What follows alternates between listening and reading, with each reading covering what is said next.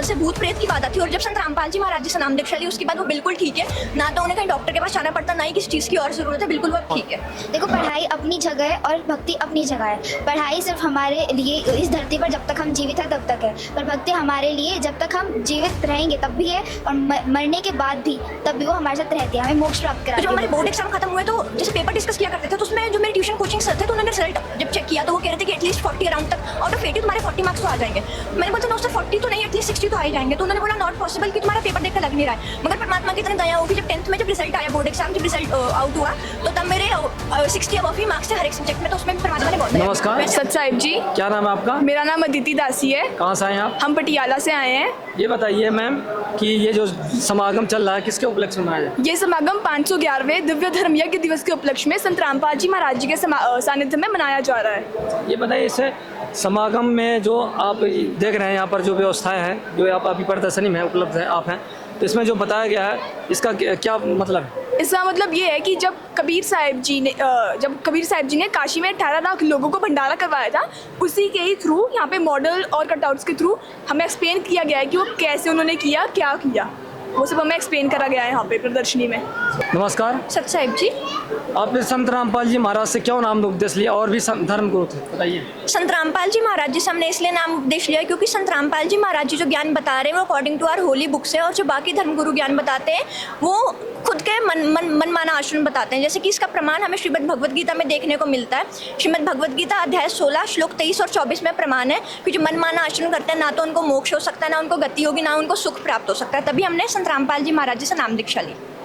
तो संत रामपाल जी महाराज से नाम दीक्षा लेने के बाद आपको क्या जानकारी मिली या फिर क्या आपको लाभ मिला? संत रामपाल जी महाराज जी से नाम दीक्षा लेने के बाद हमें बहुत सारे लाभ हुए, और सबसे पहला लाभ मैं आपको ये बताना चाहूँगी कि हमें अध्यात्म में लाभ हुआ है। हमें पूर्ण परमात्मा की जानकारी के बारे में पता चला कि पूर्ण परमात्मा कौन है, किसकी भक्ति करने से हमें मोक्ष प्राप्त हो सकता है, मनुष्य जीवन हमें मिला क्यों है, मनुष्य जीवन का मूल उद्देश्य क्या है, और बाकी लाभ तो परमात्मा की देन से हमें मिलते ही हैं, हर रोज़ मिलते हैं। और मैं आपको ये बताना चाहूँगी कि जब मैं 10th में थी, मेरे बोर्ड एग्जाम चल रहा था, तो उस टाइम मैंने ट्यूशन ले रखी थी, कंटिन्यू ट्यूशन और कोचिंग एक साथ चलता था मेरा। तो जब हमारे बोर्ड एग्जाम खत्म हुए तो जैसे पेपर डिस्कस किया करते थे, तो उसमें जो मेरे ट्यूशन कोचिंग सर थे तो उन्होंने रिजल्ट जब चेक किया तो वो कह रहे थे कि एटलीस्ट 40 अराउंड तक आउट ऑफ 80 तुम्हारे 40 मार्क्स तो आ जाएंगे। मैंने बोला नो सर 40 तो नहीं, एटलीस्ट 60 तो आ ही जाएंगे। तो उन्होंने बोला नॉट पॉसिबल कि तुम्हारा पेपर देखकर लग नहीं रहा है। मगर परमात्मा की इतनी दया होगी, जब 10th में जब रिजल्ट आया, बोर्ड एग्जाम जब रिजल्ट आउट हुआ तो तब मेरे 60 अबव ही मार्क्स थे हर एक सब्जेक्ट में, तो उसमें भी परमात्मा ने बहुत दया की। वैसे और भी बहुत लाभ होता है संत रामपाल जी महाराज जी से।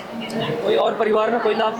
परिवार में और लाभ ये हुआ कि मम्मा को 16 साल से भूत प्रेत की बात आती, और जब संत रामपाल जी महाराज जी से नाम दीक्षा ली उसके बाद वो बिल्कुल ठीक है। ना तो उन्हें कहीं डॉक्टर के पास जाना पड़ता, ना ही किसी चीज़ की और ज़रूरत है, बिल्कुल वो अब ठीक है।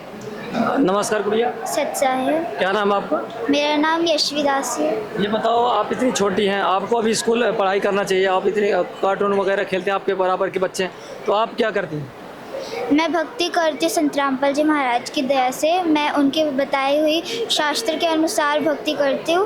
और रही बात कार्टून वगैरह की, वो सब टाइम वेस्ट होता है हमारा, उनसे हमें कोई लाभ भी नहीं होता है, और ना ही वो हमारे आगे जाके कहीं काम आते हैं। भक्ति आती है और हमारी पढ़ाई आती है। आप पढ़ाई पे ध्यान देना चाहिए। अभी इतने छोटे हो, आपको स्कूल का जो काम मिलता है उसको करना चाहिए, पढ़ाई करना चाहिए। आप सत्संग में क्यों आते?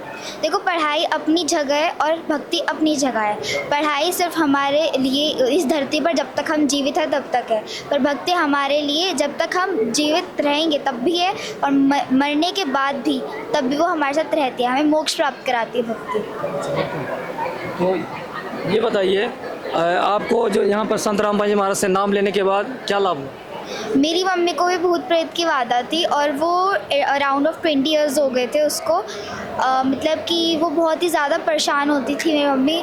हमने बहुत ज़्यादा शानों को और जो भी जादू मंत्र करता है उनको भी दिखा लिया था, हर डॉक्टर को दिखा लिया था, ऑलमोस्ट हर जगह दिखा लिया था, ऑल अराउंड इंडिया हमने दिखा लिया था, पर वो सही नहीं हो रही थी। जब हम संत रामपाल जी महाराज की यहाँ पे आए तो उससे जब हमने नाम दीक्षा ली तब वो भूत चला गया, हमारे को अब वो परेशानी आती ही नहीं है। दूसरा, मेरे मामा जी की टांग कटने वाली थी, ऑपरेशन होना था क्योंकि उनकी टांग ख़राब हो गई थी, और उनको कहा गया था कि अब आपको पूरी ज़िंदगी लंगड़ा ही रहना पड़ेगा। बट संत रामपाल जी महाराज की दया से अब वो भी पूरे ठीक है, वो अब दोनों पैरों से चल सकते हैं। बताइए, हमारे जो संत रामपाल जी महाराज से नाम उपदेश नहीं लिए हैं, जो भगत भाई हैं, जगत भाई हैं, जो जगत के समाज के लोग, उनको क्या संदेश देना चाहिए? उनको मैं यही संदेश देना चाहूँगी कि भक्ति करनी हमारे जीवन में बहुत ज़रूरी है।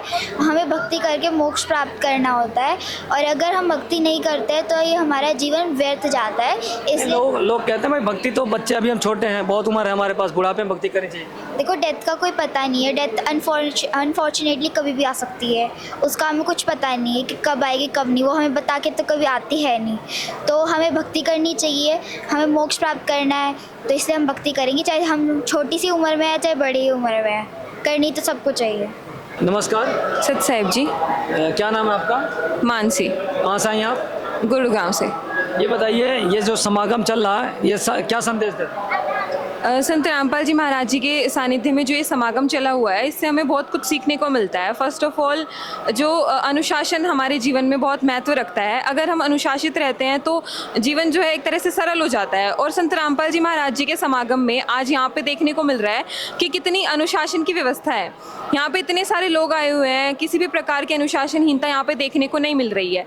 सेकेंडली, हम कह सकते हैं कि एक दूसरे के प्रति हमें सद्व्यवहार करना चाहिए, सद्भावना रखनी चाहिए एक दूसरे के प्रति, किसी के प्रति वैर भाव नहीं करना चाहिए। एंड यहाँ पे हम देख सकते हैं कि जितने भी भगत मौजूद हैं और जगत के भी लोग आए हुए हैं, वो भी एक दूसरे को देख के किसी भी प्रकार की वैर भाव की भावना उनके अंदर नहीं है, एक दूसरे के प्रति सद्भावना वो रख रहे हैं।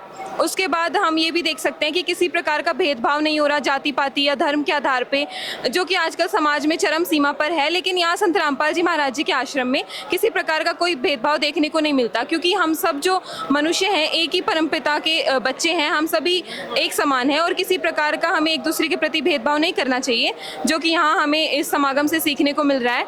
एंड उसके बाद समाज में जितनी भी कुरीतियाँ फैली हुई हैं, जैसे नशा आज के टाइम पे जो है एक ट्रेंड में चल रहा है, और यहाँ पे संत रामपाल जी महाराज जी के इतने अनुयायी मौजूद हैं इतने बड़े आश्रम में, और कोई भी भगत नशा नहीं करता, किसी भी प्रकार का कोई नशा नहीं कर रहा। तो ये भी मतलब जो समाज से लोग जो यहाँ पे आ रहे हैं, उन्हें एक बहुत ही अच्छी सीख ये देता है कि हमें किसी प्रकार का कोई नशा नहीं करना चाहिए।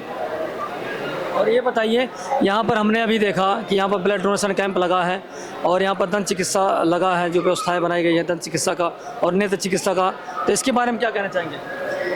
इसमें संत रामपाल जी महाराज जी जो है, जैसा कि पहले भी बहुत बार देखा गया है कि जैसे वो आध्यात्मिकता के मार्ग को तो आगे बढ़ा ही रहे हैं, आध्यात्मिक ज्ञान तो वो दे ही रहे हैं, इसके साथ साथ वो समाज सुधार के कार्य भी बहुत ही जोरों शोरों से और बहुत ही एक एक्टिव होके कर रहे हैं। संत रामपाल जी महाराज जी के सानिध्य में उनके अनुयायी बहुत से समाज सुधार के कार्यक्रम करते हैं, और उसी के मतलब उसी में ही हम कह सकते हैं कि संत रामपाल जी महाराज जी के जितने भी समागम होते हैं, सब में blood donation camp as a समाज सेवा और दंत चिकित्सा केंद्र और नेत्र चिकित्सा केंद्र, सभी प्रकार के जो समाज के कार्य हैं वो सभी करवाए जाते हैं संत रामपाल जी महाराज जी के सानिध्य में। बहुत बहुत धन्यवाद आप लोगों को।